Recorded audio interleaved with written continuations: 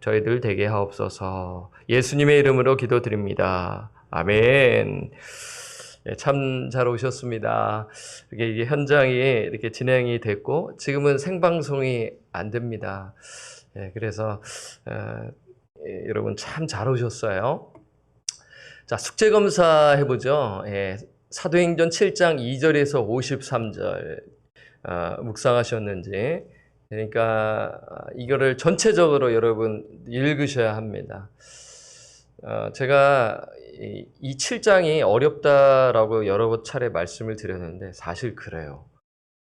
이것을 공부하지 않으면 가르칠 수도 없고 또 여러 가지로 또 애로사항이 있지 않을까 이런 생각을 해봐요.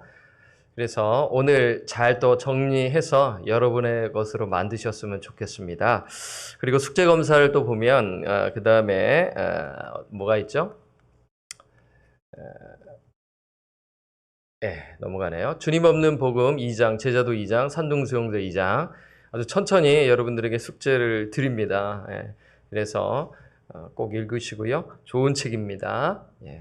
자, 그 다음에 암송은 다음 시간에 하겠습니다. 오늘도 예상보다 좀 길게 나왔어요. 준비하면서요. 그래서 다음 시간에 꼭 점검하겠습니다. 자, 본문 말씀 한번 우리 보죠. 7장 44절에서 53절 사도행전 우리 다 읽을게요. 자, 여러분 묵상하셨기 때문에 다시 한번 더 머리에 넣으시면서 보실 수가 있죠. 7장 44절에서 53절 찾으셨나요? 자, 교독하겠습니다. 광야에서 우리 조상들에게 증거의 장막이 있었으니 이것은 모세에게 말씀하신 이가 명하사 그가 본 그 양식대로 만들게 하신 것이라. 우리 조상들이 그것을 받아 하나님이 그들 앞에서 쫓아내신 이방인의 땅을 점령할 때 여호수아와 함께 가지고 들어가서 다윗 때까지 이르니라. 다윗이 하나님의 앞에서 은혜를 받아 야곱의 집을 위하여 하나님의 초소를 준비하게 하여 달라고 하더니 솔로몬이 그를 위하여 집을 지었느니라. 그러나 지극히 높으신 이는 손으로 지은 곳에 계시지 아니하시나니 선지자가 말한 바 주께서 이르시되 하늘은 나의 보좌요 땅은 나의 발등상이니 너희가 나를 위하여 무슨 집을 짓겠으며 나의 안식할 초소가 어디냐. 이 모든 것이 다 내 손으로 지은 것이 아니냐 함과 같으니라. 목이 곧고 마음과 귀에 할례를 받지 못한 사람들아 너희도 너희 조상과 같이 항상 성령을 거스르는도다. 너희 조상들이 선지자들 중에 누구를 박해하지 아니하였느냐? 의인이 오시리라. 예고한 자들을 그들이 죽였고 이제 너희는 그 의인을 잡아준 자여 살인한 자가 되나니 너희는 천사가 전한 율법을 받고도 지키지 아니하였도다 하니라. 아멘. 자, 오늘 제목은 스데반의 설교죠. 스데반의 설교 이제 세 번째로 이제 하는 부분인데요. 첫 번째는 아브라함과 요셉의 그 이야기였고, 그 다음에 모세의 이야기였어요.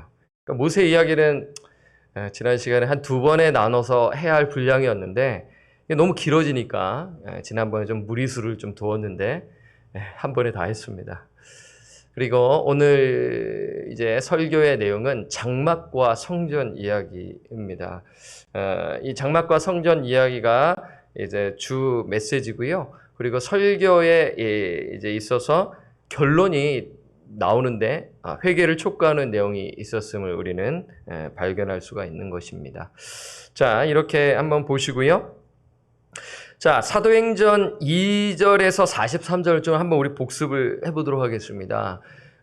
여러분 이 복습하면 또 머리에 남으실 수도 있고 또 까먹으실 수도 있잖아요. 그래도 한번 보겠습니다. 자, 여러분, 그러니까 자, 이 설교를 봤었을 때 6장 13절 한번 볼까요? 자, 이 설교의 내용이 이제 주된 그 핵심 메시지를 이해하기 위해서는 6장 13절의 내용을 숙지해야 합니다. 사도행전 6장 13절 거짓 증인들을 세우니 이르되 이 사람이 이 거룩한 곳과 스데반이 거룩한 곳과 율법을 거슬러 말하기를 마지 아니하는도다. 지금 스데반이 거룩한 곳, 그 성전과 율법을 거슬러 말했다, 모독을 했다. 이것에 대해 이제 공회에 회부되지 않습니까? 재판을 받는데 나는 아니다. 나는 성전을 모독하지 아니했고 율법을 거슬러 말하지 아니했다라는 것을 이야기하는 것이 이 주된 메시지이죠.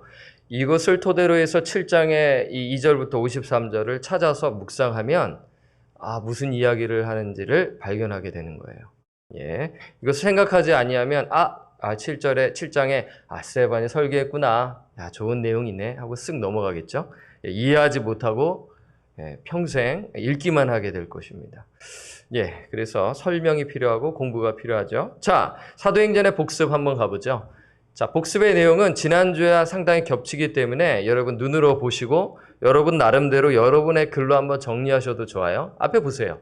스데반은 신성 모독죄로 공회에 체포되죠. 스데반이 거룩한 것과 율법을 거슬러 말한다는 것이다. 하지만 스데반이 이에 대해 변론하는데 그 내용이 7장 2절에서 53절이다. 이 내용이 이제 15가죠. 네, 15가에 있는 내용이고요. 자, 16가의 내용인데 스데반의 설교의 첫 번째 내용 이렇게 한번 정리해 보았습니다. 하나님의 임재는 이스라엘 땅과 성전에 제한되지 않는다는 것이다. 이게 중요하죠. 예를 들어 아브라함은 메소포타미아에서 부름을 받았고 하란에서 살기 전에 약속을 받았습니다. 그리고 요셉이 나오죠. 아브라함과 요셉의 이야기니까 그러면 요셉에 대해 보아야 되잖아요. 요셉은 애굽에서 하나님이 그와 함께 계심으로 바로에게 도움을 얻었죠. 이스라엘 땅이 아닌 애굽에서. 아브라함은 메소포타미아에 있었어요. 이스라엘 땅에 있었던 사람이 아니라는 것입니다. 하나님의 임재를 이스라엘 땅이 아닌 다른 곳에서 경험한 것이다. 모세는 어떨까요? 똑같아요. 미디안 광야에서 하나님의 임재를 경험한다. 이것이 스데반 설교의 핵심 메시지입니다. 예, 여러분 3번에 걸쳐서 했기 때문에 이제는 다 아는 내용이죠 라고 여러분 생각하실 것 같아요. 자, 3번째, 과거 이스라엘 조상들은 하나님의 계획과 하나님의 종들을 배반했다는 것이다. 자, 보세요. 설교를 보니까 이런 성전 이야기만 하는 것이 아니라 과거 이스라엘 백성들의 역사를 볼 때 하나님이 보내신 선지자들, 그 앞전에 이제 누구예요? 요셉, 이제 형들이 팔아버리죠. 그리고 또 누가 있어요? 이제 모세가 하나님의 말씀에 따라 이렇게 인도하는데 막 거역하지 않습니까? 이러한 모습을 이제 이야기하는 것입니다. 다 읽지 않을게요. 이러한 부분을 알 수가 있죠. 그러니까 아브라함 역시 불순종했다라는 거예요. 그러니까 이 부분은 여러분 처음 들으신 분들도 있어요. 이제 성경을 이제 해석할 때 이 부분에서 차이가 있는데 저는 개인적으로 이것을 지지합니다. 그러니까 메소포타미아에서 하나님께서는 가나안 땅으로 가라고 했는데 어디에 들르죠? 하란에 머무릅니다. 하란에 잠깐 머무는 것이 아니라 상당히 좀 길게 있어요. 네.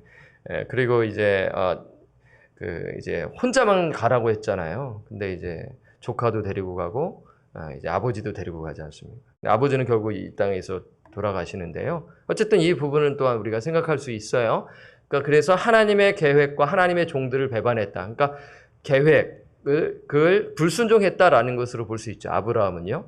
그러니까 요셉 역시도 또 형제들에 의해서 이제 이런 부분에서 이제 배반한 것으로 또한 생각할 수가 있는 것이죠. 자, 이렇게 모세도 마찬가지고요. 자, 오늘 부분으로 한번 가볼게요. 자, 이제 3번까지 이제 했죠? 정리가 됐죠? 오늘의 핵심 단어. 이거 미리 드려버렸네요. 이거 다 봤죠? 이거 참. 여러분 다 하셨죠? 이렇게요. 혹시 비슷하게 했을 수도 있고. 그러니까 오늘은 지난번에 예고했으니까 성전 이야기를 하겠구나. 그렇죠. 여러분 파악이 되실 거예요. 그리고 불순종, 그러니까 성령을 거역함이 나올 수가 있잖아요. 그렇지 않으세요? 뭐 할례를 받지 못한 사람이, 그러니까 목이 곱고 마음이 귀해 할례를 받지 못한 것 이러면서 이제 박해한 사실 이런 부분을 통해서 지금 불순종한 것을 이제 볼 수가 있지 않겠어요? 그러니까 보세요. 그러니까 이 계획과 하나님의 종들을 배반했다라는 내용이 오늘 내용에도 나오죠? 그럼 다음 시간 정리가 되겠죠? 하나 또 추가가 되겠죠? 마지막에. 이렇게 쌓이는 거예요. 예. 이렇게 정리를 하면 여러분들께서 이 7장을 나중에 통독을 하실 때 이해가 되면서 읽는 거예요. 예, 이거 공부하지 않으면 예, 모르고 넘어가요. 예. 자, 핵심 단어는 증거의 장막. 증거의 장막이 이제 성전으로 이제 건축이 되어서 되는 것. 그래서 같이 봐야 되고 성령을 거역함. 자, 핵심 단어 이렇게 봤고요. 자, 반복된 표현 및 단어. 참 제가 2절부터 53절까지니까 무지 많을 거예요. 그래서 여러분들 이제 나름대로 지혜롭게 잘 하셨으리라고 생각하고 또 의도를 파악하신 분은 출제자의 의도를 파악하신 분은 오늘 본문에 맞춰서 핵심 단어를 혹은 표현 단어를 또 찾으시지 않았을까 뭐 이렇게 생각해 보는데 뭐 그렇지 않을 수도 있기 때문에 그냥 드리고요. 자, 한번 볼까요?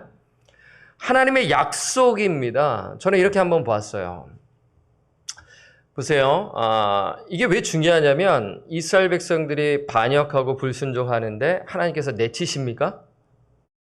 예, 심판하세요. 하나님 공의 하나님께서 심판하시지만 하나님은 신실하시고 사랑이 많으시고 자비가 풍성하신 하나님이시기에 그 약속의 말씀에 따라 하나님의 뜻을 이루어 가십니다. 이것을 우리가 첫 번째로 이렇게 발견할 수가 있는데 그래서 한번 이렇게 잡아봤어요. 그러니까 오늘 본문이 이제 나올 수 있는 것은 이러한 것 때문에 지금 이어지고 그 약속의 성취가 좀 표현은 안 됐지만 제가 안 했지만 예수 그리스도잖아요.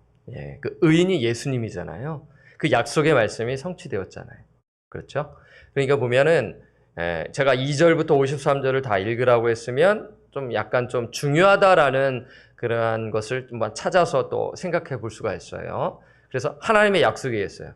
그래서 7장 5절에 그와 그의 후손에게 소유를 주신다고 약속하셨으며 아브라함에게 약속하신 것, 아브라함의 후손들에게 주신다고 약속하신 것 일부가 성취가 되었지 않습니까? 애굽에서 자손들이 번성하게 되잖아요. 그렇죠? 그리고 가나안 땅에 입성하게 되는 것 성취가 되었습니다. 그리고 하나님이 아브라함에게 약속하신 때가 가까움에 그때 그 중간에 이제 그때가 가까움에 모세를 통해서 이제 이스라엘 백성을 출애굽하시는 것. 그리고 이제 모세를 부르실 때 하나님께서 어떻게 이야기하세요? 하나님의 이름을 아브라함과 이삭의 야곱의 하나님. 그것은 무엇이냐면 언약의 필연적 성취입니다. 이 내용이요. 그러니까 이걸 신학적으로 혹은 의미를 알면은 찾아낼 수가 있어요. 그러니까 그냥 무조건 단어만으로 하기에는 조금 어려울 수가 있어요. 그렇죠? 그러니까 표현을 통해서 의미를 도출해낸다면 조금 공부를 이제 하신 분들은 찾아낼 수가 있는 거죠.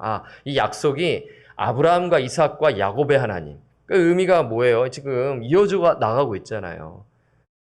특히 야곱을 보시면 여러분 어리둥절하지 않습니까? 여러분 야곱의 인생을 너무 미워하지 마세요. 야곱은 정말 거짓말쟁이입니다. 예.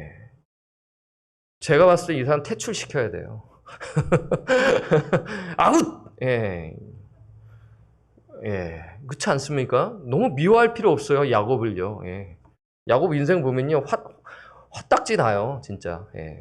야곱을 조금 이렇게 미워해서 이야기하는 거는 저는 좀 동의가 되지 않거든요.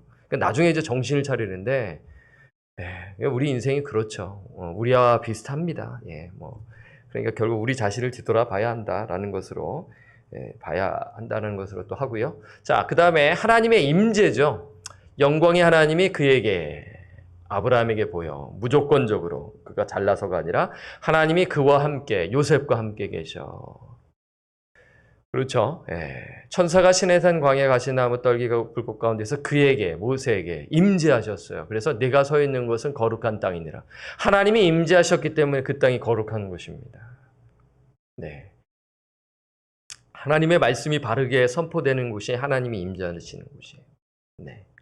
하나님을 바르게 예배하는 그 공동체가 하나님이 임재하시는 곳입니다. 그리고 하늘은 나의 보좌요 땅은 나의 발등상이라. 그래서 하나님의 임재를 지금 이야기하고 있는 것이죠. 이게 성전의 의미다라는 것으로 우리가 적용해서 볼 수가 있는 거죠. 자, 그다음에 불순종. 아브라함이 갈대아 사람의 땅을 떠나 하란에 거하다. 하란에 거하는 것이 하나님의 계획을 따라 순종하지 아니하는 모습. 요셉을 시기하 애굽에 팔았더니 우리 조상들이 모세에게 복종하지 아니하고자 하며 거절하며 그리고 너희 조상과 같이 항상 성령을 거스르는도다. 오늘 본문에 나오죠? 성령을 거스른다. 성령을 거스르는 것은 어떤 의미일까요? 자, 오늘 말씀을 통해 볼 수가 있고요. 율법을 받고도 지키지 아니하였도다. 이스라엘 백성들이 이 프라우드를 갖는 것이 이제 율법 아니겠어요? 나는 택한 민족입니다. 그러면서 율법. 그건 축복인데 그것을 지키지 아니했던 그 모습들, 위선적인 모습으로, 형식적인 모습으로 살아갔던 모습을 볼 수가 있죠. 자, 그렇습니다. 여러분 여기까지 또 있어요. 자, 성전이죠. 광야에서 우리 조상들에게 증거의 장막. 이제 오늘이죠. 오늘. 자, 오늘 걸 이제 보는 거예요. 그러니까 전체적으로 보면서 이제 오늘 것으로 이제 클로즈업 하는 것입니다. 여러분 상당히 좀 뭐랄까, 여러분 머리를 여시고 들으셔야 됩니다. 약간 지끈지끈할 수가 있어요. 그러니까 이것을 알아야 가르칠 수 있기 때문에 그래요. 예. 자, 광야에서 우리 조상들에게 증거의 장막. 그래서 우리 조상들이 그것을 받아 이제 모세가 이제 광야에서 그 증거의 장막을 이제 가지고 가지 않습니까? 그래서 광야 생활을 하고 누가 바톤을 이어받죠? 여호수아. 그래서 가나안 땅에 그것이 들어가고 이어져 가서 이제 사무엘 때는 이제 나와 있지 않죠. 그러니까 실로가 이제 예루살렘에 가기 전에 성막이 있었던 곳입니다. 이해되시죠? 예. 그래서 이제 다윗이 통치하면서 그 이제 성막이 예루살렘으로 옮기게 되지 않습니까? 사무엘 하를 보면 나오죠. 그래서 막 춤추면서 여호와의 개가 들어오는 그 장면. 다윗의 때까지 이르니라. 뭐가요? 성막, 장막이. 그리고 그래서 이제 하나님의 초소를 준비하게 하여 달라고 하더니 누가 기도하죠? 다윗이 기도하는 거죠. 지금 이제 사무엘 사화가 이렇게 딱 이제 지나가고 있죠. 그 다음에 이제 누가 나와야 되나요? 솔로몬이 나오잖아요. 솔로몬이 그를 위하여 집을 지었느니라. 하나님을 위하여 집을 지었느니라. 그래서 성전, 손으로 지은 곳에 계시지 아니하신다. 손으로 지은 곳이 뭐예요? 성전을 가리키는 거죠. 나를 위하여 무슨 집을 짓겠으며 나의 안식할 처소가 어디냐. 라면서 지금 오늘 본문은 성전, 그러니까 증거의 장막과 성전에 대한 내용인 것을 이제 발견하실 수가 있는 것이죠. 이게 되게 기본입니다. 그래서 여러분들이 이 부분을 훈련을 하시면 나중에 큐티를 할 때 적용할 수 있고, 성경을 어떻게 묵상해야 하나요? 그러면 오늘 배운 내용을 여러분 가르쳐 주실 수가 있겠죠. 자, 우리 한번 가보도록 하겠습니다. 자, 주제, 스데반 설교의 세 가지 요지는 뒤에서 드리도록 하고요. 핵심 구절을 한번 볼까요? 7장 48절. 그러나 지극히 높으신 이는 손으로 지은 곳에 계시지 아니하시나니. 자, 이게 7장 48절의 설교의 핵심이 그나마 이게 설교의 핵심입니다라고 이야기해 주는 것이 대목이 7장 48절이에요. 여러분 찾으셨으리라고 생각이 드는데요. 그렇죠? 예. 선지자가 말한 바 해가지고 이제 이 부분을 이제 proved 하죠. 네. 그러니까 explain을 하는 거예요. EPA 제가 늘 설명하죠. 어떠한 개념을 explain을 해줘야 돼요. 그리고 proved를 해줘야 되는데 그 proved 해주려면 방법이 있어요. 예화를 해주거나 신뢰를 들어주거나 혹은 관련된 구절을 들려주는 거예요. 관찰을 하고 해석을 하면서 동시에 proved 해줘야 된단 말이에요. 설명 실컷 딱 했는데 그건 알겠는데 다른 걸 딱 예시해주면 연결이 되잖아요. 예, 이런 게 이제 티칭의 아주 기본적인 요소이죠. 그래서 선지자가 말한 바 그게 뭐예요? 이사야서 66장 1절에서 2절 말씀을 이야기하는 것입니다. 자, 뒤에서 볼게요. 그 다음에 사도행전 7장 51절 말씀을 핵심 구절로 저는 정했어요. 목이 곧고 마음과 귀에 할례를 받지 못한 사람들아 너희도 너희 조상과 같이 항상 성령을 거스르는도다. 이렇게 보았어요. 오늘 본문은요. 만약에 제가 설교를 한다면 두 개로 나눠서 설교를 할 수가 있어요. 성전에 대한 설교와 그리고 뒤에 불순종한 이야기를 나누어서 할 수가 있는 거죠. 이거예요. 그러니까 말씀을 가르치거나 뭐 설교를 한다거나 이거 볼 때는 성경 공부가 밑바탕 되면은 이렇게 대본이 쓰여지고 가르칠 수가 있는 것입니다. 여러분 구역장님들께서 이 부분에서 좀 마스터를 하셔야 돼요. 그래서 가르치는 데 있어서 도사가 되어야 합니다. 예. 그것은 하루아침에 되는 것이 아니라 쌓여서 되는 거기 때문에 이렇게 보시면 되고요. 그래서 오늘은 어떻게 보면은 두 가지가 담겨져 있는데 이것을 제가 이제 이걸 또 나눠서 하면 좀 그렇잖아요. 진도가 안 나가니까. 어쨌든 이 두 부분을 생각할 수 있다. 자, 본문 구조로 가겠습니다. 자, 44절에서 46절은 다윗의 대까지 이어진 증거의 장막. 이렇게 보았어요. 그 다음에 솔로몬이 건축한 성전과 영적 의미. 이렇게 했어요. 이게 이제 한 덩어리죠. 44절에서 50절이 한 덩어리입니다. 그리고 스데반 설교의 결론이 51절에서 53절입니다. 이 부분을 보게 되면 이제 상당히 종교 지도자들의 반응을 이제 다음 주에 살피게 되는데 이 부분을 딱 듣고 이제 정리가 되면서 회개하거나 아니면 이제 돌로 치거나 둘 중에 하나인데 돌로 치지 않습니까? 자, 이 부분이에요. 결론을 우리가 보게 되면 스데반이 말하고자 하는 진짜 메시지 또한 앞의 내용과 더불어서 이렇게 설교의 그 결론이 나오는 것이죠. 어떻게 보면 이거예요. 제가 주로 사용하는 방법인데 마지막에 어떻게 하시겠습니까? 적용을 제가 잘하지 않습니까?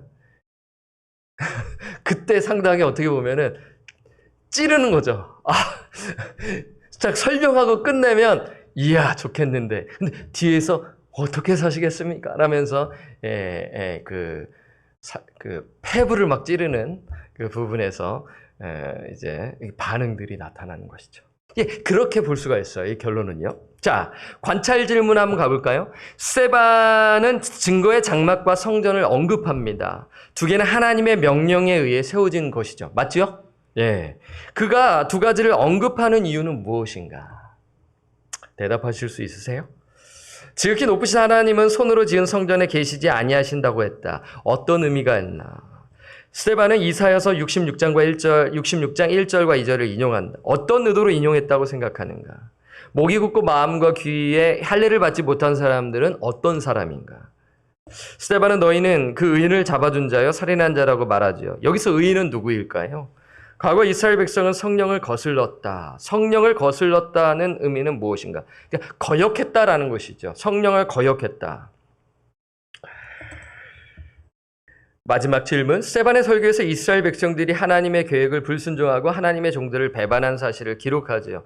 이러한 내용을 기록하는 이유는 무엇인가? 알 듯 모를 듯 또 여러분 답을 또 적으실 수도 있겠다라는 생각도 들고요.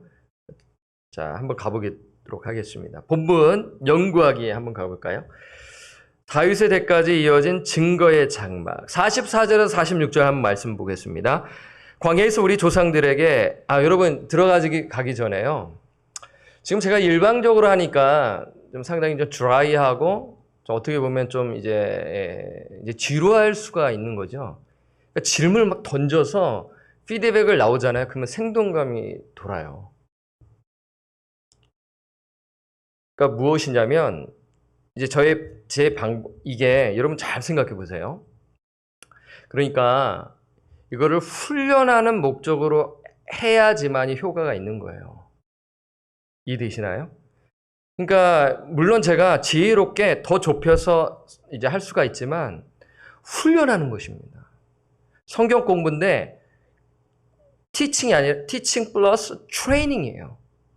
그래서 이 트레이닝을 받는 데 있어서 질문을 던지고 숙제해온 것을 들음으로 인해서 여러 가지로 그거 제가 이제 구역장 성경 공부할 때 깜짝깜짝 놀래거든요. 우리 구역장님께서 이렇게 대답을 해주셨을 때 제가 발견하지 못한 부분을 이야기했을 때 너무 좋은 거예요. 공부하신 거잖아요.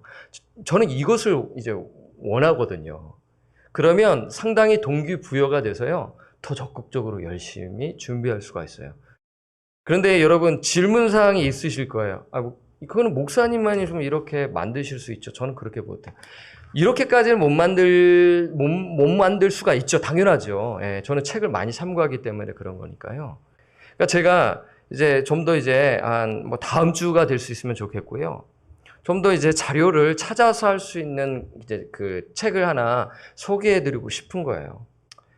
그러니까 이것은 이제 따라 주어야 되는 부분이기 때문에 어쨌든 그 부분에 있어서 이것을 찬찬히 하게 되면 상당히 주일학교를 섬기거나 구역장님을 섬길 때 도움이 되겠다라는 생각을 갖게 됩니다. 자, 좀 길었는데요. 자, 다윗의 때까지 이어진 증거의 장막 보겠습니다. 44절에서 46절. 광야에서 우리 조상들에게 증거의 장막이 있었으니 이것은 모세에게 말씀하신 이가 명하사 그가 본 그 양식대로 만들게 하신 것이라. 우리 조상들이 그것을 받아 하나님이 그들 앞에서 쫓아내신 이방인의 땅을 점령할 때 여호수아와 함께 가지고 들어가 다윗 때까지 이르니라. 함께 읽겠습니다. 다윗이 하나님 앞에서 은혜를 받아 야곱의 집을 위하여 하나님의 초소를 준비하게 하여 달라고 하더니. 자, 증거의 장막 여러분 무엇입니까? 예, 장막만 아셔도 괜찮아요. 근데 여기서 이제 증거의 장막, 증거라는 단어가 있는 것이죠. 증거라는 것은 십계명이 새겨진 돌판을 가리키는 것이죠. 증거의 말씀, 라고 할 수가 있는 것이에요. 그 돌판을 레위기서 말씀 보고 민수기서 말씀 보고 하면 증거궤가 소개가 되거든요. 그 돌판을 증거궤 안에 넣어두죠. 예, 법궤. 예. 그래서 아론의 쌍난 지팡이, 만나를 담은 항아리, 그리고 또 뭐가 있어요? 지금 두 돌판. 예, 이것을 가리키는 것입니다. 그래서 이것을 어디에다 두죠? 가장 거룩한 지성소에 두는 것입니다. 그래서 이 지성소 이제 세부적으로 들어가는데 그 증거의 장막 안에 지성소가 있지 않겠습니까? 그래서 이 장막은 그렇게 보시면 되고요. 이 장막은 모세가 임의로 만든 것이 아니라 하나님의 지시하에 그대로 지은 것이다. 그 내용이 너무나 상세하게 나와 있죠. 예, 출애굽기 25장에서 27장을 보게 되면 와, 이거 읽다 보면 지치죠. 예. 이처럼 상세하게 하나님께서 명령하셨고 그 말씀에 따라 지은 것입니다. 증거의 장막은 모세에게서 여호수아에게로 넘겨져 여호수아는 그것을 가나안 땅으로 가지고 들어갔으며 다윗의 때까지 전해졌다. 예, 이것을 우리가 알 수가 있죠. 자, 설명입니다. 관찰입니다. 자, 다윗의 시대. 주변 나라를 평정한 다윗은 하나님의 성막이 초라한 것에 마음이 아파 크고 견고한 장막. 그 앞에 내용은 이제 십계명으로 쓰시면 됩니다.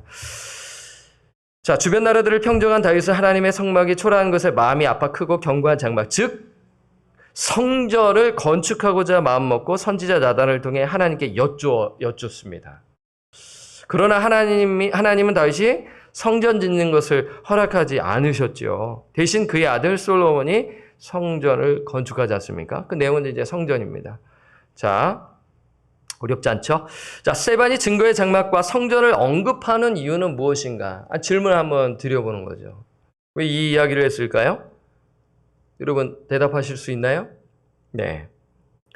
지금 스데반이 왜 고소를 당했는가? 그것을 통해 답을 얻으시면 되는 거죠.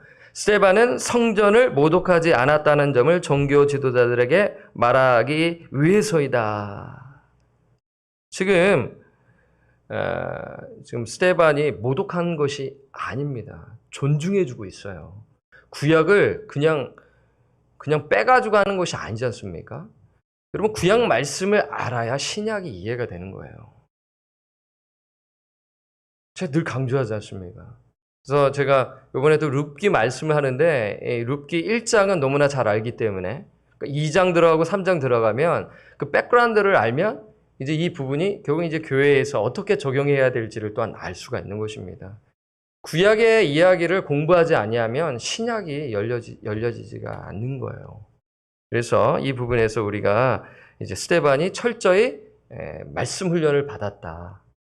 당연히 구약 말씀에 정통하지 않았는가? 그래서 그것을 예수 그리스도를 오심으로 인하여서 다 정리가 되는 것이죠. 사도 바울도 회심하여 그렇게 광야에서 3년간 훈련을 받으며 정리하지 않습니까? 예, 다 훈련받고 하나님께 쓰임 받아요. 네. 자, 다시 말해 스데반은 하나님을 어떻게 뭘 존중한 것이다. 성전을 존중한 것이다. 이제 라고도 할 수 있지만 그 앞에는 성전이죠. 성전을 모독하지 않았다. 나는 성전 모독하지 않았어요. 그렇게 이렇게 이야기하면은 안 되잖아요. 논리가 있어야 되잖아요. 그러니까 역사적 사실을 통해 자신을 변증하는 것이죠. 그래서 이제 성전 이야기, 증거의 장막 이야기를 구체적으로 이야기하고 다윗의 때까지 이어졌고 그것이 솔로몬이 이제 성전을 건축했다. 이 의미가 뭔지 신학적으로 이제 이야기해 주는데 구약에서만 이야기하는 것이 아니라 이것이 결국에는 신약에 성취되었다라는 것을 우리가 또한 발견할 수가 있는 것입니다. 자, 보세요. 예배하는 장소의 존재를 존중한 것이죠. 여러분 뒤에 보게 되면 성전을 우상 숭배하는 것은 문제이지만 하나님께서 성전을 통하여 만나주시고 성전을 통하여 하나님의 임재를 경험케 하시고 그렇죠. 하나님을 예배하고 하는 그 방법을 가르쳐 주신 것입니다. 중요하죠. 장소의 존재로서 중요한데 그 이후에 이제 이걸 존중해 준 거예요. 이 존재를 무시한 것이 아니라 그 다음 그 이후에 이제 이스라엘 백성들이 이 장소의 존재를 우상화하는 것이 문제죠. 여호와 있고 성전 이렇게 둔 거예요. 이거 문제잖아요. 아니잖아요. 그렇죠? 이것을 여러분 발견하셨으면 여러분 잘 또 관찰하신 거죠. 자, 보겠습니다. 솔로몬이 건축한 성전. 자, 이제 두 번째 이제 부분을 좀 상세하게 보도록 하겠습니다. 솔로몬이 그를 위하여 집을 지었느니라. 그러나 지극히 높으신 이는 손으로 지은 곳에 계시지 아니하시나니 선지자가 말한 바 주께서 이르시되 하늘은 나의 보좌여 땅은 나의 발등상이니 너희가 나를 위하여 무슨 집을 짓겠으며 나의 안식할 저소가 어디냐. 50절 함께 읽을까요? 시작. 이 모든 것이 다 네 손으로 지은 것이 아니냐 함과 같으니라. 자, 한번 세부적으로 한번 보겠습니다. 손으로 지은 곳, 성전에 계시지 아니하시는 하나님. 그러니까 거기에 국한되어 계시지 아니한다라는 것이죠. 지금 문맥적으로 봤을 때요. 손으로 지은 것은 솔로몬이 건축한 성전을 가리킨다. 여기서 스데반은 그것이 비록 하나님을 위해 지어진 성전이라 할지라도 하나님은 그 성전 안에서만 계시지 아니하신다고 말하고 있다. 그렇죠? 그 내용을 제가 지금 그냥 설명한 것 뿐이죠. 여러분 이해되실 거예요. 자, 그러면 이 이야기를 좀 더 확증하고 이해를 돕기 위해서는 예가 필요하지 않겠습니까? 네. 그래서 선지자가 말한 바, 누가 말했어요? 이사야 선지자가 말한 바. 그래서 여러분 성경을 한번 이렇게 보시면 들여쓰기가 되어 있죠. 네, 저는 이제 제 성경에는 이제 기억으로 이렇게 표시하면서 이사야 66장 1절 이렇게 표시가 되어 있어요. 대부분 요즘 성경 갖고 계신 분 들여쓰기가 되어 있고 표시가 되어 있는 것이죠. 네. 자, 그러면 이사야서 66장 1절에서 2절의 인용인데요. 사도행전 7장 49절에서 50절은 이사야서 66장 1절 2절에서 인용된 것인데 스데반의 이사야 말씀을 인용하며 뭐에 대해서 이야기할까요? 여러분 한번 고민해 보셨어요? 여러분 성경 공부하시면서 이 66장 1절 2절이라고 딱 생각하시고 한번 66장 1절에서 2절 이사야서 66장 1절에서 2절을 한번 읽어보셨나요? 네, 읽어보신 분도 계시고 또 귀찮아서 안 읽어보신 분도 계실 거예요. 네. 다음부터는 한번 읽어보시고요. 그러면 66장을 쭉 읽어보면서 무슨 이야기를 하는지에 대해서 또 한번 관심을 갖는 것이 필요한데요. 그 내용을 너무 자세히 하면 시간 걸리니까 자, 한번 우리 말씀 제가 넣었죠? 한번 볼까요? 이사야서 66장 1절에서 2절 여호와께서 이와 같이 말씀하시되 하늘은 나의 보좌여 땅은 나의 발판이니 너희가 나를 위하여 무슨 집을 지으랴. 내가 안식할 처소가 어디랴. 나 여호와가 말하노라. 내 손이 이 모든 것을 지었으므로 그들이 생겼느니라. 무릇 마음이 가난하고 심령에 통회하며 내 말을 듣고 떠는 자 그 사람은 내가 돌보려니와. 이사야서 이 66장 이제 마지막 부분인데요. 참 소망의 말씀을 하나님께서 이제 이사야서를 통해서 주시는 말씀인데, 자, 어떤 부분에 대해서 이야기하나? 자, 처음부터 말씀을 드리도록 할게요. 참된 예배에 대해 설명하는 것입니다. 여러분 한번 보세요. 성전 이야기를 했다라는 것은 결국에는 예배와 관련되어 있지 않습니까? 그렇죠? 네. 하나님께서 우리를 구원하신 목적이 무엇이냐면 예배를 받기 위함입니다. 보세요. 하나님을 만나지 못한 영혼은 예배 드릴 수가 없어요. 이것을 알면 여러분 얼마나 감사한 것인가를 우리는 깨닫게 되는 것이죠. 그래서 이사야서 말씀을 보게 되면 참된 예배란 무엇인가? 그러면 참된 예배에 대해서 또 공부를 하고자 한다면 신약의 대표적인 구절이 뭐 어디가 떠오르세요? 요한복음 4장, 그다음에 로마서 12장 1절에서 2절, 여러분들 또 알고 계시는 구절들이 또한 있을 것입니다. 또 예수님께서 성전을 청결하시면서 이제 돌아가시기 전에 이 말씀하시는 부분들을 보면 알 수가 있잖아요. 바리새인들이 종교적 그 위선, 형식주의, 율법주의에 빠져서 이제 그러한 모습들을 통해서 정말 하나님이 기뻐하시는 예배에 대해 우리가 볼 수가 있는데요.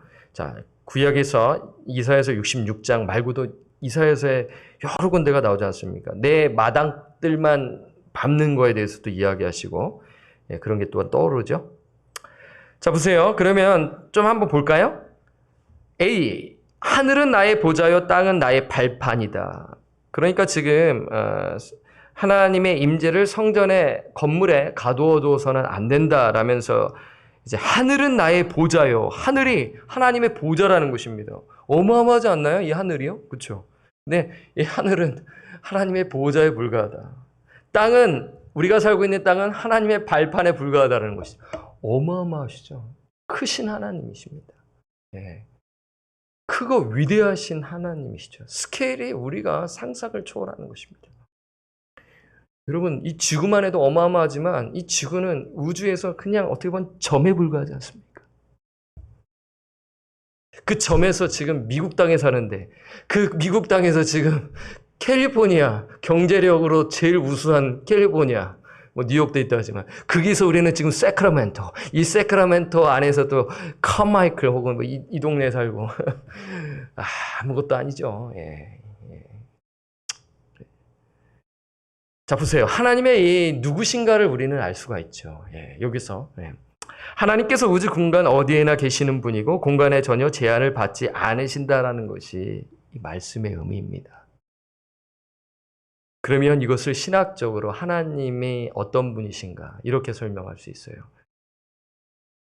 편재성과 초월성입니다. 편재성은 omnipresence라고 이제 표현하는데 어디에나 계심. 여러분, 하나님이 누구신지를 우리가 늘 자각해야 됩니다. 하나님 어디에나 계세요. 야, 내가 저기 그냥 산속에 들어갔더니 하나님 안 계시지. 아니죠. 하나님 다 보고 계십니다.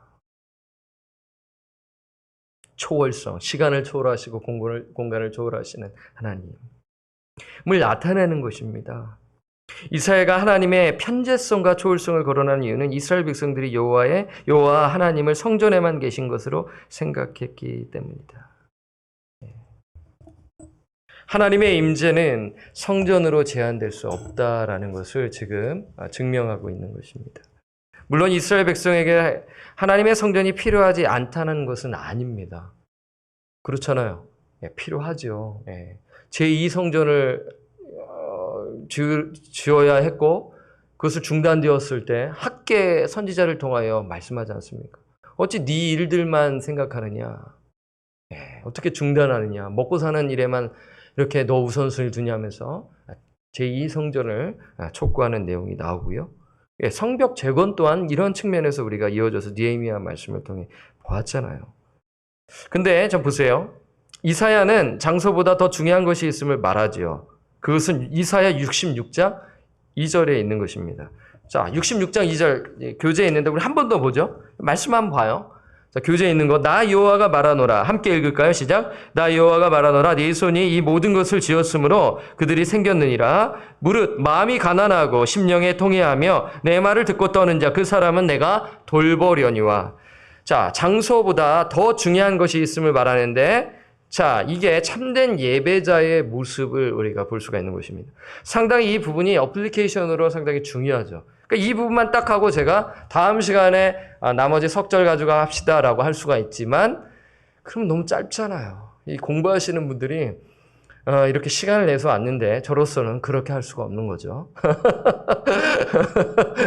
예, 하시는 분은 소수이고 이걸 너무 쪼개쪼개 하면은 이 리던던트 되는 느낌이 되기 때문에 그럴 수가 없죠. 자, 마음이 가난하고 심령에 통회하며 내 말을 듣고 떠는 자. 자, 장소보다 중요한 것은 뭐일까요? 자, 한번 생각해 보세요. 하나님께서 우리의 마음을 살피시기 때문이다. 예배자의 마음이죠. 장소보다 중요한 것은 예배자의 마음입니다. 사마리아 여인이 장소에 목숨을 걸었잖아요. 그렇죠. 예루살렘만이다. 또 그리고 자기의 그 땅에서 있어서 그 사마리아 그 부분에 그 거주지를 또 생각하면서 또 이 갈등하는 모습을 우리는 보게 되죠. 그래서 하나님께서는 참된 예배자를 찾으시는데 영과 진리 안에서 드리는 자. 그러니까 신령과 진정 또한 같이 해석해서 볼 수가 있는 것이죠. 그러면서 그 안에는 정말 성령 안에서 성령에 의해서 진리 안에서 드리는 그 예배를 가리키죠. 그 중심에는 예배자 마음이 분명히 뒤따르는 것입니다. 하나님께서 우리의 마음을 살피시기 때문입니다. 우리의 동기와 성품을 보시고요. 우리가 주님의 일을 감당할 때 예배뿐만 아니고 주의 사역을 감당할 때 이거 나누면 안 돼요. 오늘 나 예배 딱 드렸다. 그리고 사역은 그냥 내 멋대로? 가정에서 내 멋대로? 비즈니스 내 멋대로? 아니라는 거예요. 이해되시죠? 예, 잘 아시지 않습니까? 우리가 주님의 일을 감당할 때 우리의 동기 마음이 중요한데 하나님께서 그것을 보신다는 것이다. 하나님께서 중요하게 고려하시는 것은 무엇인가 구체적으로? 첫째, 마음의 가난함이죠. 여러분, 가난함은 뭐예요? 겸손함을 의미합니다. 우리가 예배를 드릴 때, 섬길 때 겸손함이 없으면 엎드려야 합니다. 힘들죠? 우리가 얼마나 교만합니까? 순간 방심하면 교만이 올라오죠? 제가 오늘 면도했는데요. 이 교만의 털이 막 올라오는 거예요. 깎아야 돼요.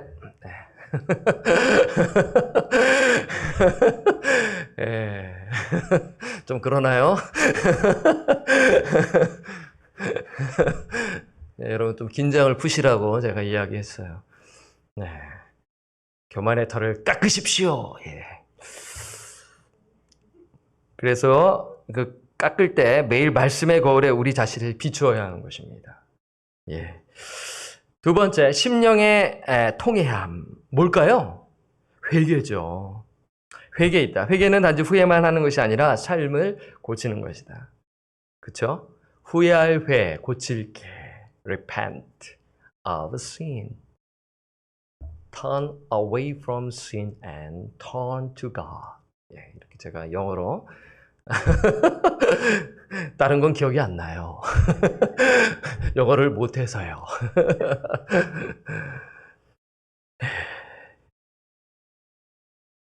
아이들에게 이렇게 설명해 주면 돼요. 적으세요. 회개가 뭐예요, 아빠? 영어도 이야기해주고 한자로 후회할 회개, 후회가 뭐예요? 고치는 게 뭐예요? 설명해 주면 되잖아요. 하나님의 말씀을 듣고 떠는 것. 하나님을 경외하고 순종하는 것입니다. 하나님을 경외하고 말씀 순종하는 것이다. 위 세 가지가 참된 예배자의 모습이죠. 반대로 자 보세요. 참된 예배자의 모습이에요. 자, 빈칸에 들어가시면 돼요. 지금 성전을 우상화하는 자들을 향해 이제 본격적으로 뒤에서 이제 이야기를 하기 전에 우리는 이사야서 66장 1절에 2절의 말씀을 이해하면 이게 딱 되면서 내가 66장을 한번 또 보고 그 전체를 또 보면서 무슨 이야기를 하고 있는지 집에 가서 한번 보세요. 새 하늘과 새 땅의 이야기가 나오거든요. 소망의 메시지인 것이죠. 누가 새하늘과 새 땅에 들어가는가? 또한 볼 수가 있지 않겠습니까? 소망의 메시지예요. 다 들어가는 것이 아니에요. 예, 그렇지 않습니까? 참된 예배자, 참된 예배란 무엇인가? 참된 예배자는 누구인가? 그럼 보세요. 반대로 보세요. 겸손함이 없고 회개하지 않고 진리의 말씀에 반응하지 않고 순종이 없다면 거짓 예배이다. 미안하지만 거짓 예배입니다. 저는 이것을 이야기할 수밖에 없어요. 언젠가는 주일 예배 때 말씀을 드릴 것입니다. 오늘 성경 공부하신 분은 그때 나중에 들으실 때 처음 듣는 것처럼 반응해 주십시오. 들었는데 하고 눈길을 다른 데 돌리시면 제가 당황합니다. 왜냐하면 이 수요 성경 공부에 참여하는 인원은 20%, 많아봤자 25%예요. 그럼 75%는 안 듣기 때문에 제가 다시 꺼낼 수가 있는 것이죠. 그럼 여러분은 처음 듣는 표정으로 아멘으로 화답해 주시기를 바랍니다. 큰 소리로 아멘! 그럼 제가 하면서 예, 여러분들의 긴장을 풀기 위해 이렇게 하는 겁니다. 장소보다 중요한 것은 우리의 마음이고 진리의 말씀에 뭐죠? 순종 혹은 반응하는 것이다. 예, 똑같은 말이에요. 반응은 결국에는 그렇죠. 믿음으로 순종이죠. 예. 여러분 제가 그 믿음에 대해서 히브리서 어떻게 보면은 다 할 수가 있잖아요. 아브라함 이야기 또 다시 하고 삶이 변화될 때까지 계속 목사님 좀 그만 믿음. 제가 3회 시리즈로 이제 하고 또 다른 주제로 갔는데요. 중요하니까. 예. 이 믿음이 정말 그냥 머리로만 알고 나 예수 믿는데요. 나 교회 다니는데요. 그렇게 이야기 안 하겠죠. 예. 그래요. 예. 우리 자신 한번 뒤돌아보고요. 다시. 자, 영적 교훈. 하나님은 이 부분을 제가 강조해서 드렸어요. 여러분 잘 아시는 거지만 이스라엘 땅과 성전에 제한되지 않는다라는 것입니다. 다시 정리하는 거예요. 자, 보세요. 하나님은 크신 하나님이십니다. 예. 이스라엘 땅과 성전에 제한되지 않아요. 이 미국의 거대한 나라임에 틀림이 없어요. 그러나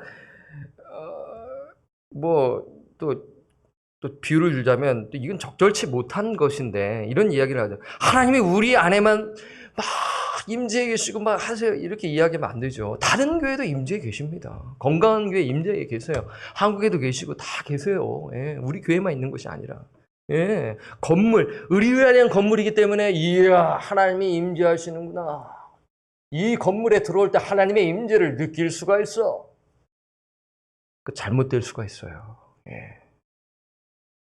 예, 우상일 수가 있단 말입니다. 예, 내가 정말 진리에 사로잡혀 있고 성령의 충만에 걸 어디에서나 물론 우리가 교회에서 또 이제 집중하면서 할 수 있는 그러한 여건은 좋은 것이지만 어디에서나 하나님은 계시기 때문에 우리가 이 마음으로 이 성령을 의지하며 성령을 따라 살아가야 하는 것이죠. 자, 보세요. 증거의 장막은 광야에 세워졌고 이스라엘 백성들과 함께 있었다. 하나님의 임재를 건물에 가두어 넣어서는 안 되죠. 또한 백성들은 성전이 갖는 참된 의미를 깨닫지 못하고 성전을 숭배하는 잘못을 범하여 형식적인 성전 예배와 성전 제사를 바치 하나님을 만날 수 있는 만능의 방법이라고 생각했죠. 이스라엘 백성들이요. 이에 스데반은 하나님은 성전에 국한될 수 없는 온 우주의 통치자이심과 성전 역시 하나님을 감당할 수 없는 건물에 불과하다는 사실을 강조함으로써 유대인들의 외식적이고 인본주의적 신앙을 지적하고 있는 것입니다. 예, 오늘날 우리에게도 있을 수 있는 모습이죠. 네. 자, 다시 한 복습하는 차원에서 또 넣었어요. 성전에 대한 유대인들의 잘못된 생각입니다. 여러분 나중에 구약 말씀을 보시면 이 부분이 떠올라지시면 좋죠. 유대인들은 여호와를 성전과 아예 동일한 것으로 생각한 나머지 성전의 존재를 자신들에 대한 하나님의 보호를 보장해 주는 것으로 그리고 성전의 파괴를 그분이 그들을 버리셨다는 사실을 의미하는 것으로 생각한 것이죠. 일부는 맞아요. 여호와의 영광이 떠났습니다. 근데 그 여호와의 영광이 어디로 가죠? 포로들이 있는 곳으로 이제 하나님께서 함께 가시고 그 말씀을 주셔서 그 여호와 영광이 또 돌아오게 되는 그 부분에서 또한 우리가 생각할 수 있지 않겠습니까? 그렇습니다. 그러니까 이스라엘이 망하고 성전이 파괴된다라는 것을 받아들일 수 없었던 그 시대적 배경을 보게 되면 왜 이들이 왜 이렇게 변하지 않았을까? 그러니까 착각하고 있는 것이죠. 성전은 파괴됐어요. 그러니까 포로된 자들도 믿을 수 없다라면서 에스겔 선지자를 핍박하지 않습니까? 그러니까 이러한 악한 모습들이 나타났죠. 에레미야가 이 부분을 통렬히 비난하는 것은 바로 이러한 개념이에요. 그러니까 에레미야 7장을 보게 되면 이 부분을 이야기하고 있어요. 나중에 한번 보세요. 7장, 에레미야 7장. 그러나 스데반이 지적하고 있듯이 오래전부터 구약의 위대한 인물들은 결코 하나님이 하나의 건물에 갇혀 계신다고는 생각하지 않았다. 그러니까 사도행전 7장 49절의 말씀을 이렇게 풀어서 설명할 수가 있는 것입니다. 그렇죠? 네. 48절, 49절. 오늘, 그러니까 47절에서 50절을 이렇게 볼 때 정리가 될 수 있는 것이에요. 자, 박스를 한 번 더 봅니다. 자, 복습이니까 또 넣었고요. 여러분 딱 보면 답을 딱 딸 수가 있죠? 예, 세 번째 하면은 그냥 펜이 가지죠. 아브라함이 어디 있을 때입니까? 메소포타미아에 있을 때 영광이 하나님이 그에게 나타나셨죠. 하나님은 요셉이 어디에서요? 애굽에서 종살이하고 있을 때에도 그와 함께 계셨죠. 하나님은 미디안 광야, 그렇죠. 미디안 광야에 있는 모세에게 오셨으며 그러므로서 그 장소를 거룩한 땅으로 만드셨다. 광야에서 하나님은 어디에 거하셨어요? 증거의 장막. 그렇죠. 증거의 장막. 그러니까 광야에서 증거의 장막에 거하셨다. 그렇죠. 증거의 장막. 행하셨지만 사람의 손으로 지은 성전에 계시지 않는다. 그게에만 계시지는 않는다라는 것이죠. 그게에 임재하셨지만 그게에만 계시지 않는다. 문맥적으로 봤을 때 말입니다. 메시지의 핵심, 하나님의 임재는 이스라엘 땅과 성전에 제한될 수 없다. 이스라엘의 가장 큰 은혜 중에 몇은 성전과 이스라엘 땅에서 멀리 떨어진 곳에서 받았어요. 그 장소는 메소포타미아, 애굽, 미디안, 광야였죠. 다시 말해 하나님의 임재는 한 장소에 국한되지 않으며 어떤 건물도 그분을 제한하거나 그분의 활동을 방해할 수 없다는 것이다. 하나님은 모든 곳에 임재해 계신다. 거룩한 장소는 어디건 하나님이 계시는 곳이다. 자, 이 부분이 지금 정리가 되셨을 거예요. 분명해요. 그렇죠. 예. 이 강의를 들으시는 분들은, 이제는 어떻게 보면은, 이 사도행전 7장을 보면 딱 떠오르는 거죠. 네. 혹시 까먹을 수도 있죠. 그러면 이것을 잘 보관하고 있다가 쓱 펴서 큐티할 때 또 참고하면 좋잖아요. 그렇죠. 네. 또 물어보면, 또 훗날 또 나중에 또, 모르잖아요. 사도행전을 또 중심으로 또 성경 공부할 때 또 여러분 또 잘 또 보관하셔서 또 가르칠 수가 있고요. 자, 3번 스데반 설교의 결론. 스데반은 과거 이스라엘 백성들이 율법과 선지자들에게 불충실했던 것을 폭로하고 나서 재판관들을 같은 제목으로 나무란다. 즉 회개를 촉구하는 것이다. 재판에 회부되었고 이제 어떻게 보면은 이제 재판을 받아야 하는 입장에서 이제 그냥 살살 이야기해야 되는데 마지막에 나무라는 거예요. 자, 그 내용을 보는 것이죠. 한번 볼까요? 목이 곧고 마음과 귀에 할례를 받지 못한 사람들아, 너희도 너희 조상과 같이 항상 성령을 거스르는도다. 너희 조상들이 선지자 중에 누구를 박해하지 아니하였느냐? 의인이 오시리라 예고한 자들을 그들이 죽였고 이제 너희는 그 의인을 잡아준 자여 살인자가 되나니 너희는 천사가 전한 율법을 받고도 지키지 아니하였도다 하니라. 라면서 설교의 결론입니다. 자, 한번 내용 한번 볼까요? 목이 곧은 백성들 많이 들으셨을 거예요. 구약을 통독하신 분들은 익숙합니다. 이 표현의 의미는 하나님 앞에 제대로 머리를 숙이지 않았다라는 것이죠. 그러니까 빳빳하게 머리를 들면은 어르신들이 이야기하는 그 내용이 있죠. 예. 그 이야기는 제가 말씀을 안 드릴게요. 어쨌든 간에 똑같은 이야기는 하지만 상당히 좀 이제 뭐랄까 좀 교만하고 이렇게 하다라는 내용이죠. 그것을 완악하다라는 말로써 정말 고집을 피우는 것이죠. 완악하다는 말로써 앞에는 율법과 선지자들이고요. 모세와 선지자들이 이스라엘에게 적용시켰던 호칭이었습니다. 내용을 쭉 여러분 참고하시고요. 백성들은 표적과 기사가 눈앞에 보여질 때만 하나님을 경외했을 뿐 이내 다시 우상을 섬겼다. 그 대가로 광야에서 40년간 방황하였다. 사람이 그래요.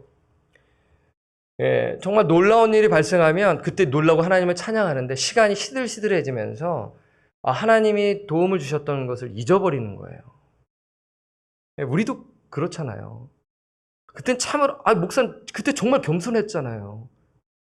목사님 좀 그때의 모습으로 좀 돌아가셨으면 참 좋겠습니다. 말은 하고 싶지만 하기가 좀 곤란할 때가 있지 않겠습니까? 그래서 목사님 그때는 안 그러셨잖아요. 그때는 참으로 겸손하셨어요. 근데 왜 변하셨죠? 우리 모두에게 해당되는 것입니다. 두 번째, 마음의 할례를 받지 못한 백성들. 지금 여러분 보세요. 51절의 내용이 이 성령을 거스르는도다 이 연결되면서 지금은 그 문맥적으로 서로 연결지어 볼 수가 있는 것 아니겠습니까? 그러면서 그 목이 곧고 마음과 귀의 할례를 받지 못한 사람들이 성령을 거스렀고 그 나타난 모습이 52절에 나오잖아요. 선지자들을 박해하고 하나님의 말씀을 거부하고 죽이고 이러한 모습들이 있는 거죠. 자, 마음의 할례를 받지 못한 백성들. 할례는 이스라엘 남자들에게 행해졌던 남자 생식기의 포피를 잘라내는 의식이죠. 아브라함을 통해 이루셨어요. 거룩한 정체성, 하나님의 백성으로서의 그러한 삶을 살겠다라는 의식인 것이죠. 그것을 통해 넷짓이 아니라 이제 그 이후의 삶이 있는 것이에요.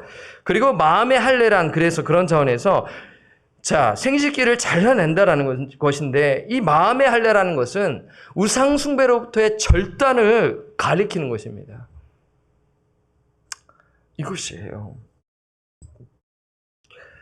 그러니까 우리가 의지하는 것이 다 하나님보다 사랑하는 것이 다 우상 숭배지 않습니까? 그래서 느헤미야 말씀을 통해서 이야기를 드렸잖아요.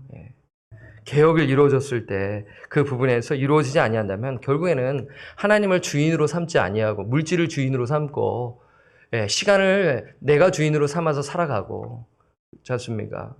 우상 숭배에 빠질 수 있는 것이지요. 그러니까 마음의 할례란 우상 숭배로부터 절단을 가리키는 것입니다. 그런데 이스라엘 백성들은 육체의 할례를 행했지만 죄와 우상 숭배로부터 돌아서지 않았어요. 자, 그다음 볼까요?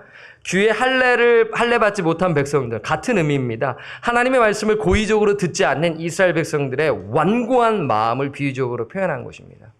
완고한 마음 비슷하죠. 그렇죠? 앞에는 정말 그 우상 숭배의 절단. 그러니까 여러분 교만한 거 아니겠습니까? 하나님보다 사랑하는 건 완악하다라고 이렇게 표현했고요. 한마디로 그들은 고집을 피우며 하나님의 말씀에 신실하지 못했어요. 그래서 신명기 10장 16절에서 그러므로 너희는 마음의 할례를 행하고 다시는 목을 곧게 하지 말라고 말씀하죠. 누구에게요?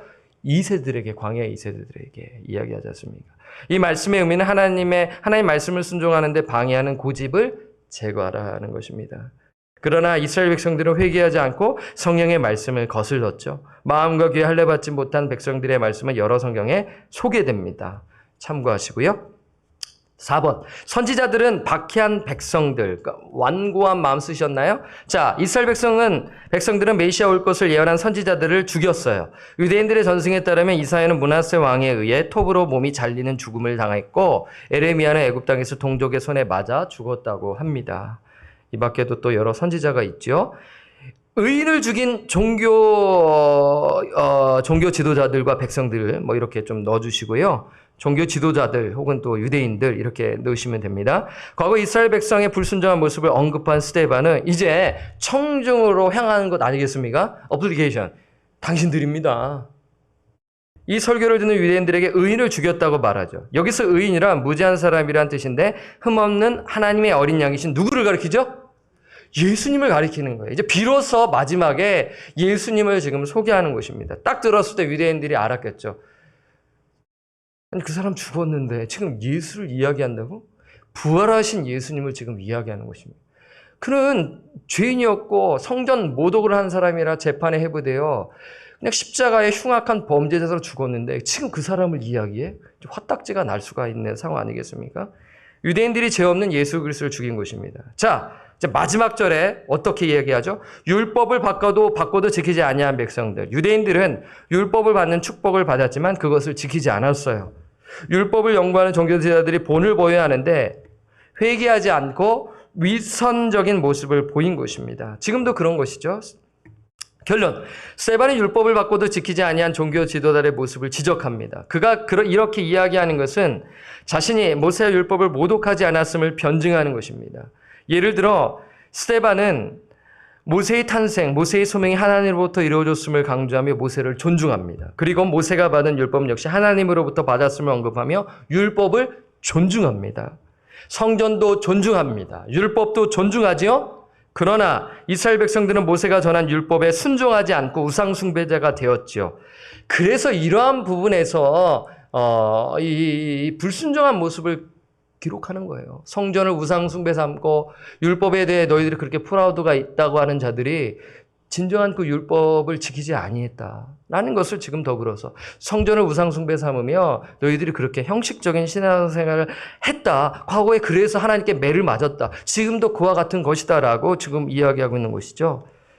그래서 그 모습 중에 이제 스데반이 이야기하는 것이 더 나아가 하나님이 보내신 선지자와 예수 그리스도를 죽인 것이죠. 따라서 모세의 율법을 어긴 것은 스데반이 아니라 누구다? 종교 지도자들이다라면서 내가 모독한 것이 아니라 당신들이 모독한 것입니다 라면서 그냥 목숨을 내놓고 지금 이 말씀을 전하는 것이죠. 마지막 결론으로서 또 볼 수 있고 앞에 이제 제가 언제죠? 한 15가 할 때 드린 것 같은데요. 성전과 드렸어요. 근데 15가인지 14가인지 지금 헷갈립니다. 성전과 율법에 관한 교훈. 성전과 율법은 예수 그리스도의 안에서 완성되었다. 우리가 신학적으로 이렇게 정리할 수가 있는 것이죠. 예수님 자신은 성전의 대체자셨으며 순종하지 않고 앞에 그렇죠? 순종하지 아니요. 그러니까 오늘 여러분 핵심 단어가 뭐예요? 증거의 장막, 성막이고 성령을 거역함 아니겠습니까? 그러니까 오늘의 내용을 딱 하면은 뭐냐면 성막과 그 다음에 불순종한 것을 이야기하는 거예요. 그 내용이 있는 거죠. 그래서 좀 더 풀어서 여러분들의 말로 정리할 수가 있는 것 아니겠습니까? 그러니까 예수님은 성전의 대체자셨으며 율법의 완성이셨다라는 것으로 우리는 신학적으로 설명할 수가 있는 것입니다. 여러분 이해되셨죠? 이 부분은 이전에 앞에 보면은 자세히 나와 있어요.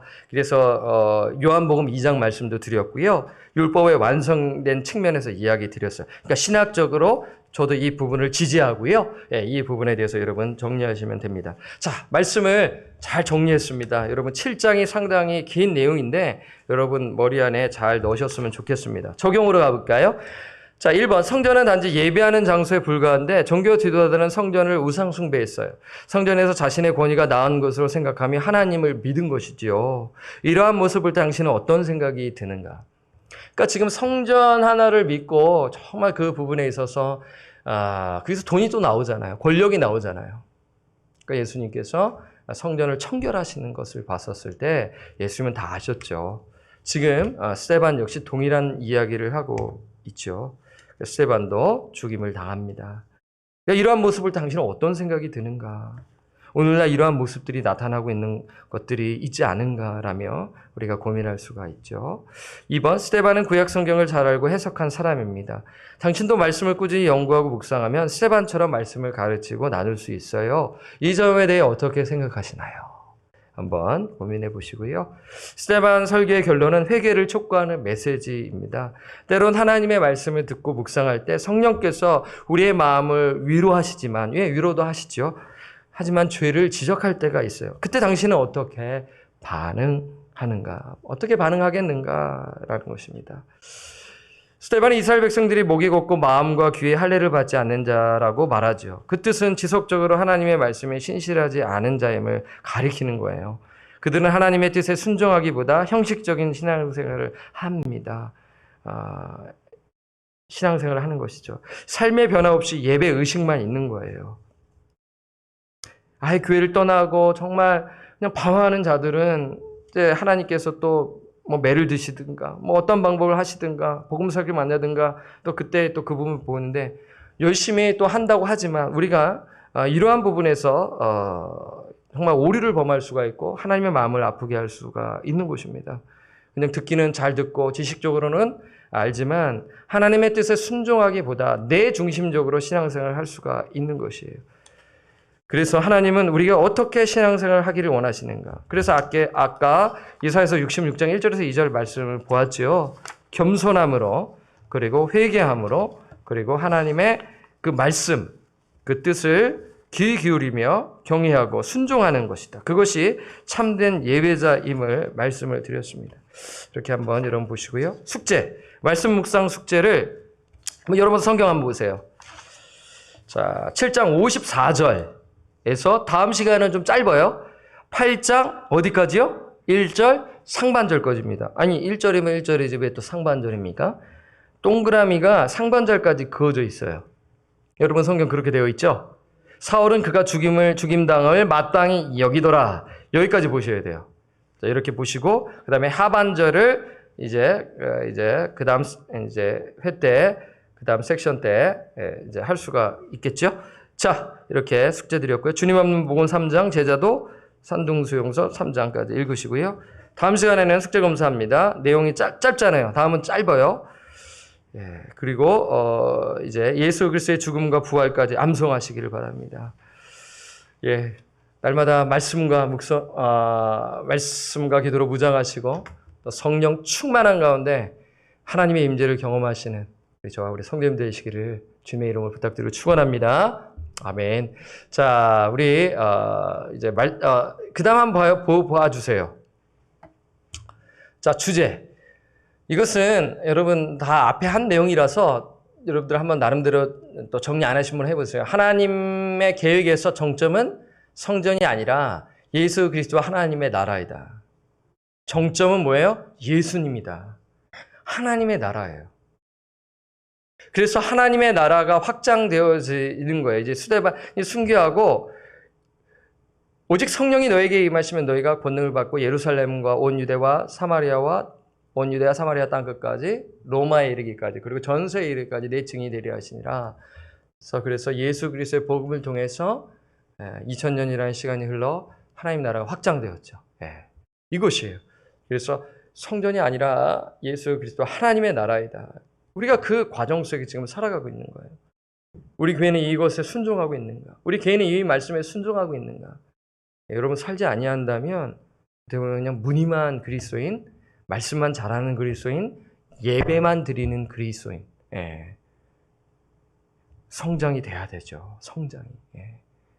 그러니까 오늘 본 말씀을 잘 보세요. 참된 예배에 대해서 망각하면 모두가 착각하며 신앙생활을 하는 것입니다.